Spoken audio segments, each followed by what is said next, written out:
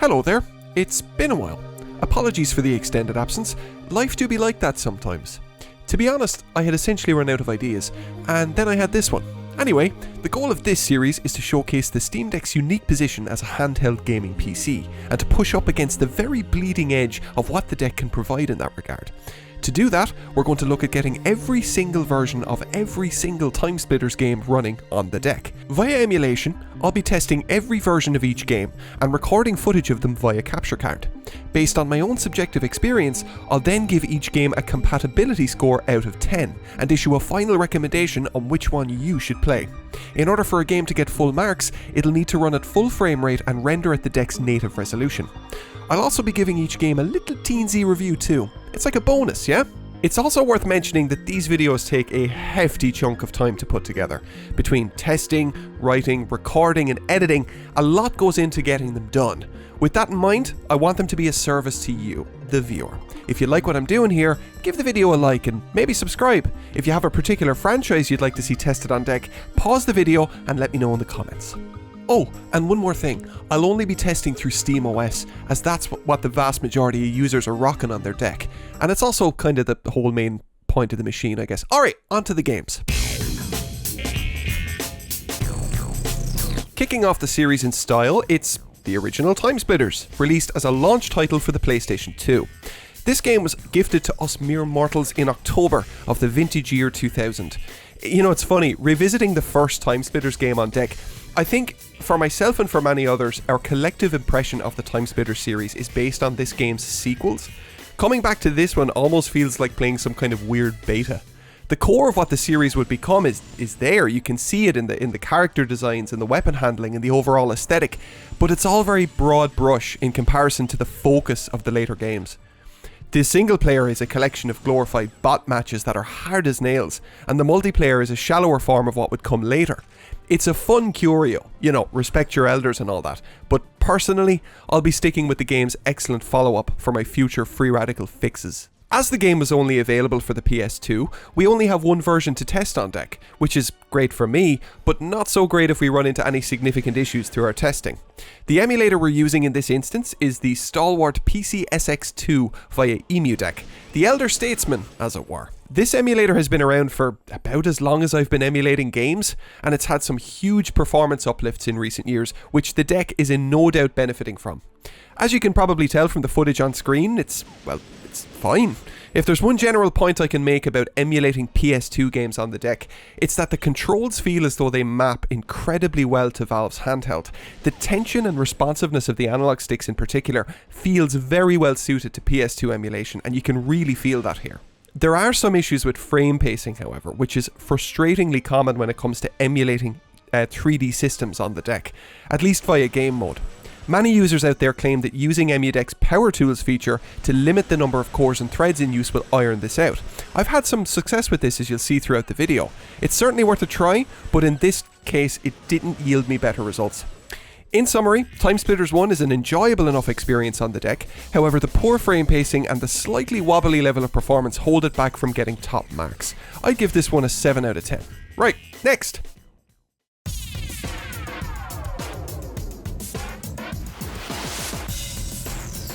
Ah yes, here it is, the fucking GOAT. Did somebody order the absolute best game?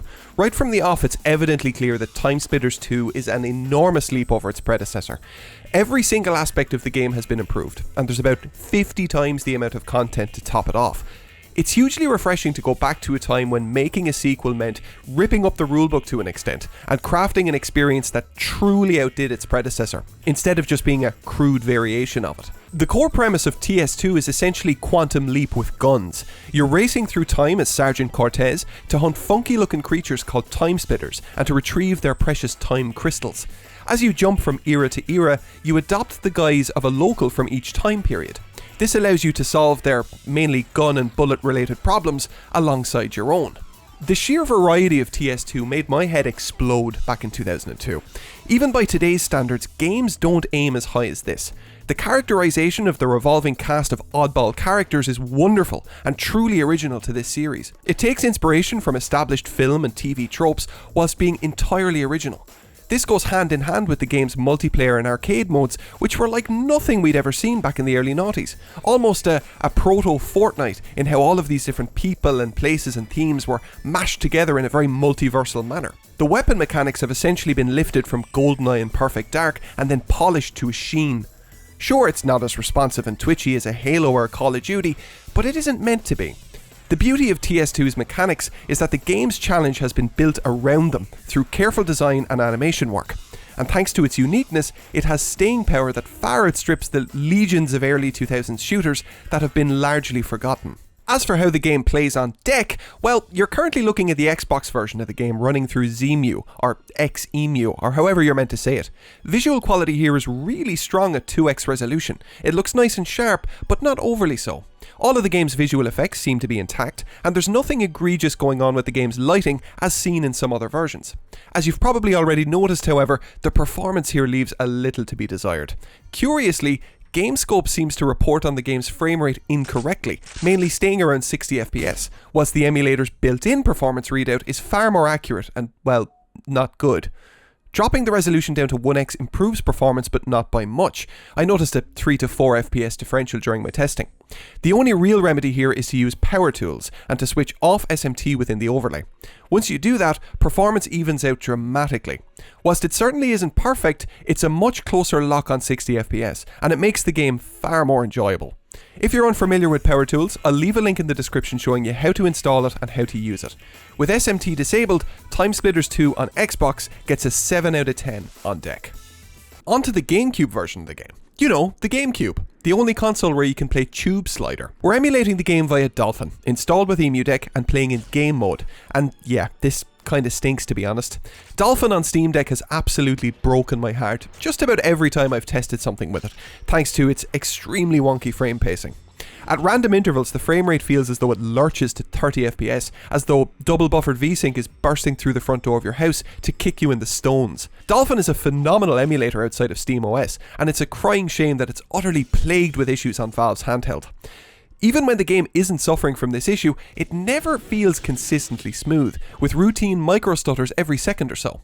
Among the streams of Reddit threads I've seen lamenting Dolphin's performance on deck, a common recommendation is to use the emulator in desktop mode as opposed to game mode. This supposedly fixes everything, up to and including any physical health issues you may be suffering from. Well, I tried it, and it didn't work. Sadly, I feel as though this experience will be a common trend throughout this series, unless Dolphin's devs fix this issue. Here's hoping that Dolphin's upcoming launch on Steam will bring with it some deck-specific alterations that fully unlock the emulator's benefits. In the meantime, it is with great sadness that I slapped TS2 on GameCube with an achingly average 6 out of 10 on deck. Rounding out the pack then, we have TS2 on the PS2. For me, this is the prime version of the game, not only in general, but also on the deck. The game does suffer from deeper frame rate drops than the other machines in larger, more open areas, but it feels like a more consistent version of the game overall. Frame pacing is very strong once you get into an area where you can maintain 60 FPS. You'll see far fewer pacing related skips than you do on xemu or Dolphin. In addition, the control mapping I mentioned earlier when looking at TimeSplitters 1 on PS2 is present here too, meaning that the game feels really good to play on the deck's controls. I had far fewer issues lining up headshots on PCSX2 than I did on the other emulators, even when performance was comparable between them. The frame rate foibles hold this version of the game back from receiving a 10 out of 10 rating, but this is definitely the best version to play on deck. Whilst it isn't perfect, it scores a compatibility rating of 8 out of 10. Here's a bonus for you. You may or may not be aware of the Homefront series, short-lived as it was. The second and final game in the franchise, Homefront: The Revolution, features a near-complete 4K version of TimeSplitters 2 hidden within it. By default, you can only access the first 2 levels of the campaign in this version, but by using some super secret cheat codes that my dad's friend told me about, you can play the entire campaign along with the arcade mode too. As for how TS2 Homefront Edition runs on deck, well, it's okay. The biggest issue with this version is that you can't enter the necessary cheat codes to access the full version of the game using the deck's controls, meaning you need to plug in a mouse and keyboard via a hub or a dock in order to enter the PC-specific versions of those cheats. This is a bit of a deal breaker, as the codes need to be entered each and every time you play this version of the game. Performance is very good here though, and aside from some funky lighting glitches, the game looks really solid. Just about all of the requisite visual effects have been carried over here. However, I did notice some frame pacing weirdness when the action began to escalate in outdoor areas, similar to the PS2 version. It really didn't impact me all that much here though. Other issues of note lie in the game's UI, which has been kind of stretched and skewed in a very we made this in our spare time kind of way.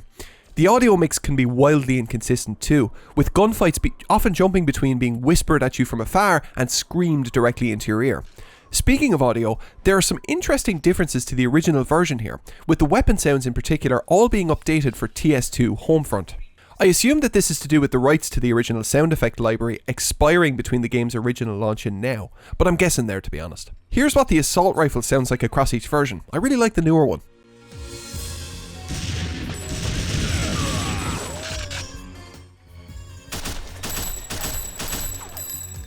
Explosions sound a bit weird though. All in all, TS2 Homefront is a wholesome and fun nod to greatness, albeit a poor way to experience the full game. Having to download a subpar 50GB Homefront title just to access the first 2 levels of TimeSplitters 2, that's considered sadomasochism in most Western cultures. Additionally, having to enter the nuclear launch codes every time you want to play Monkey Assistant is incredibly 3 out of 10 behaviour. And with that, we've tackled TimeSplitters 2. I'm relieved that at the very least there is a good way to play this gem of a game on deck. Here's how each of the game's versions scored in terms of compatibility, and the PS2 takes the crown. Unfortunately, the PlayStation 2 couldn't be here this evening to accept their award, but they have asked me to thank both Jammerlami and Memory Cards on their behalf.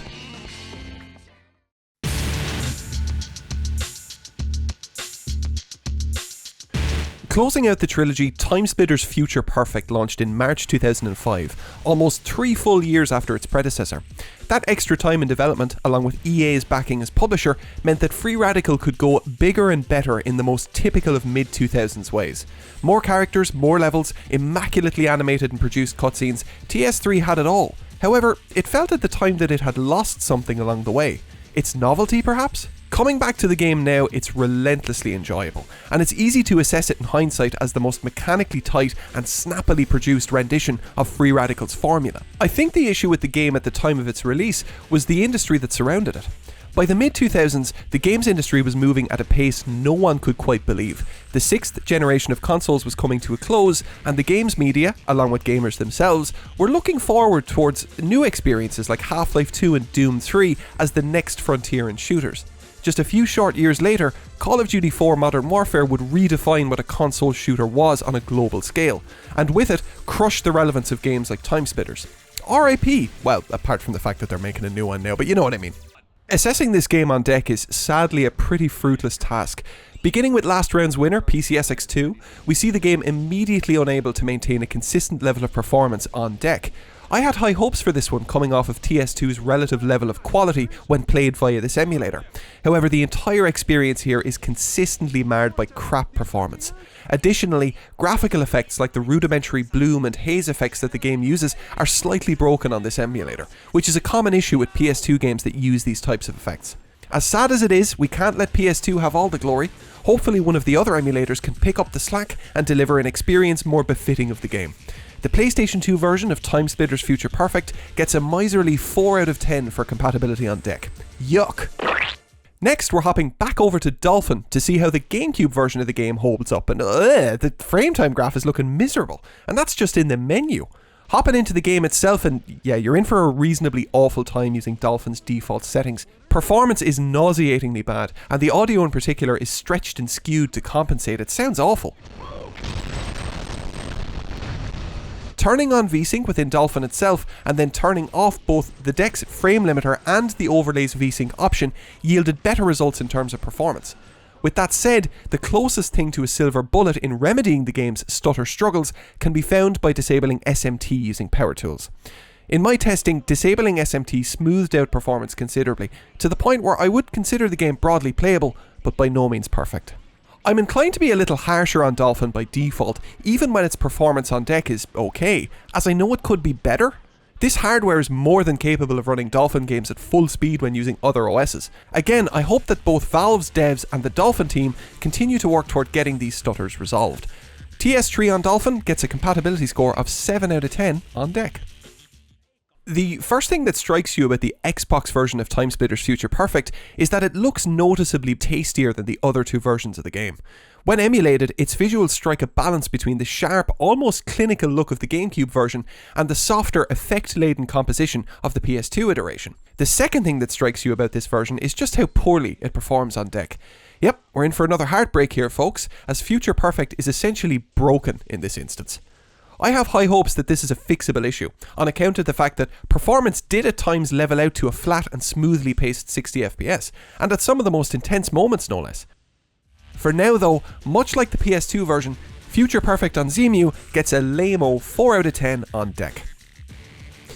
And that's each version of Future Perfect. Taking a look at the scores, Dolphin takes the lead in this instance with a 7 out of 10 score. I reluctantly offer the bronze award to Dolphin here on account of my weirdly overbearing and neurotic attitude toward a bloody emulator. Good stuff. And there you have it. That's every single version of every single TimeSplitters game running on the deck. It's a shame that I couldn't hand out a 10 out of 10 compatibility score to any of these games. However, with SteamOS on deck maturing regularly, I'd hazard a guess that the poor performance you saw here today will get ironed out to some degree over the coming months. With that, we're done. Thanks for joining me, and I'll see you in the next episode, where I'll be covering a game series that rhymes with FF eggs.